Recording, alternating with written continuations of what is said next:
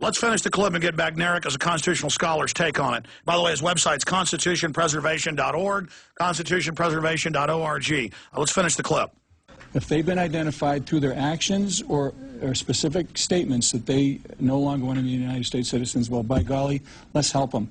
The bill would update a little-known World War II-era law still on the books, allowing the Secretary of State to revoke citizenship of Americans supporting foreign armies or states.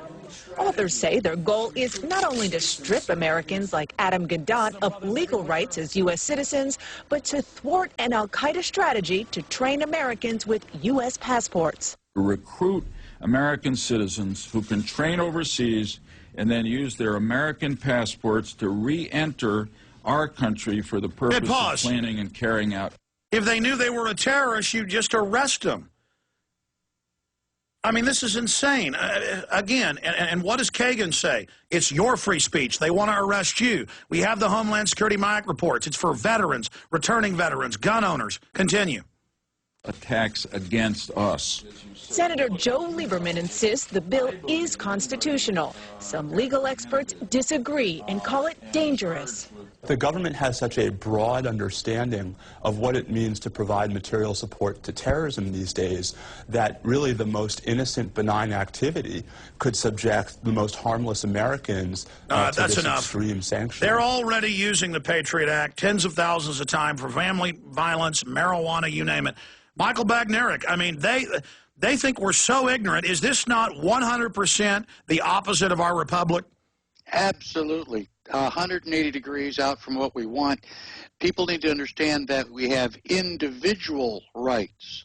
And I hate the phrase constitutional rights because people get the idea that the Constitution gives you your rights and therefore Joe Lieberman and his friends can take those rights away from you. Your rights are inherent. You had the right to life before they signed the Declaration of Independence. You had freedom of speech before they ratified the First Amendment. And by God, you have a right to defend your life whether or not anybody in Washington, D.C. reads and understands the Second Amendment. Your rights are inherent. They cannot be taken away from you. But you have to remember Thomas Jefferson's words, you only have the rights that you are willing to fight for. Well, let me add to that. Republicans supported the Patriot Act, even though Section 802 says it's for citizens. Now, we receive from law enforcement, it's been big national news for a year and a half, the government documents that this is really for us.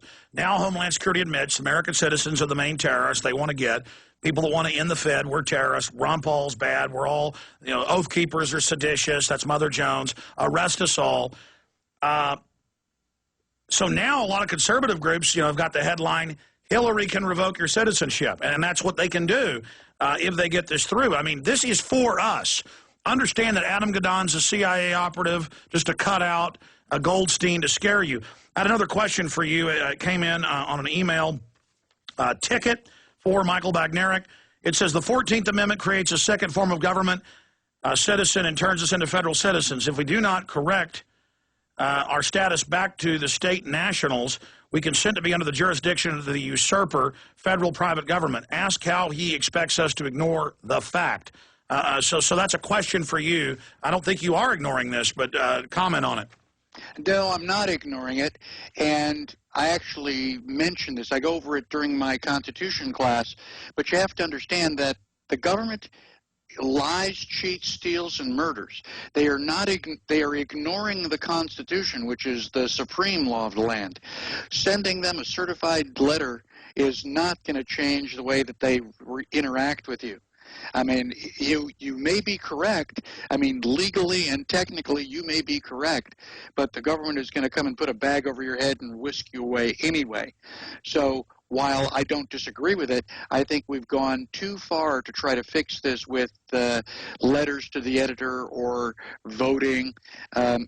We need to get hundreds of thousands of people together to rally to demonstrate that we outnumber them by several orders of magnitude.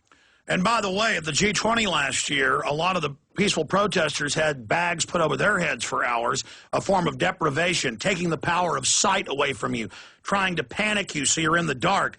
all of these anti-terror weapons, microwave guns, torture, it's all now being used against us. They call it paying compliance. We have a rogue, out-of-control government, and I just never get how people send us emails accusing someone of covering something up when you can't cover the entire pantheon of reality in the world in a trillion hours, much less one. But I wanted to bring, I mean, we constantly talk about the fact that this made us all wards of the state and discuss it. All right, before we go to calls, I want to shift gears to another subject.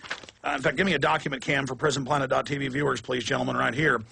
The federal government I discovered back in '99, this is in my film Police State 2: The Takeover, was putting deputized local sheriff's deputies under ATF control and having law enforcement semester classes in 7th, 8th, 9th grade, sometimes 6th grade, saying, what's in mommy's medicine cabinet? Do they smoke marijuana? Having them write dossiers on their parents, training them to do this.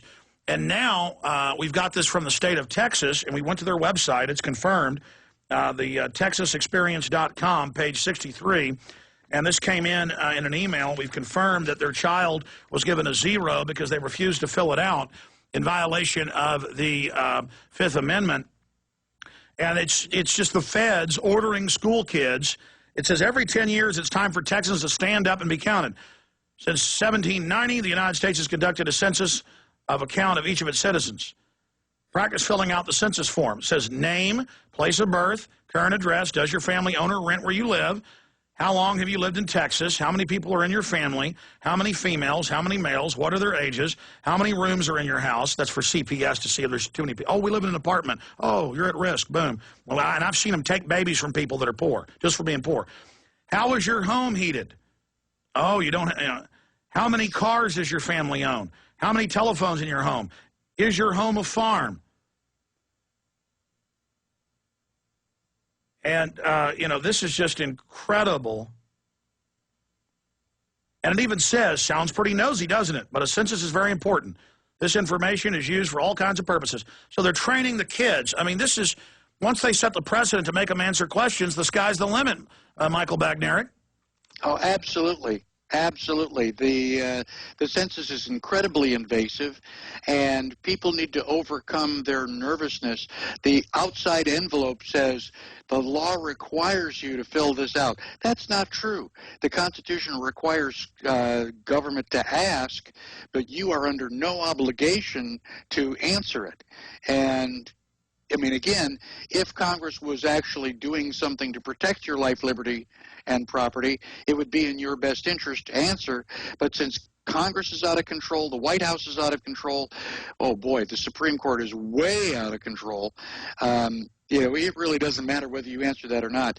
I agree that it's time for Texans to stand up, but I think it's almost time for us to stand up and defend the Alamo again. Well, that's covered. In fact, Rob Dew is making a new trailer for Don't Tread on Me with just the clip of Badnarik talking about the line in sand. See if he can grab that, and if we can premiere that in the last segment. Just see if you can put it on a disc and run it over here. Thanks. Bill in Colorado, you're on the air with Michael Badnarik. Go ahead. Hi, thanks, Alex. How are you doing, Michael? I'm excellent. Thanks, Bill. I have a question about the formation of the Constitution, and I was curious as to who was in charge of America after the Declaration of Independence and prior to the Constitution?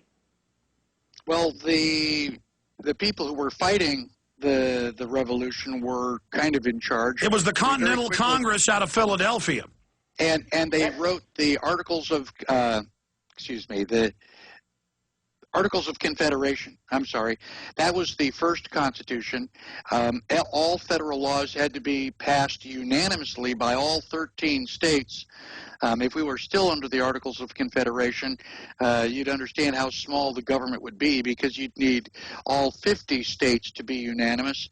The Constitution was a deviation from what we had.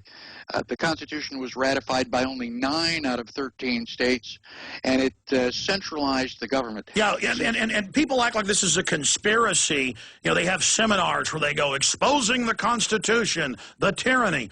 They almost lost the government over it. That's why the Bill of Rights was created as a checkmate to supersede any expansion of federal power, and that's the Federalist Papers. People think that federalism means the federal government runs things. No, it means the opposite. Michael Badnarik.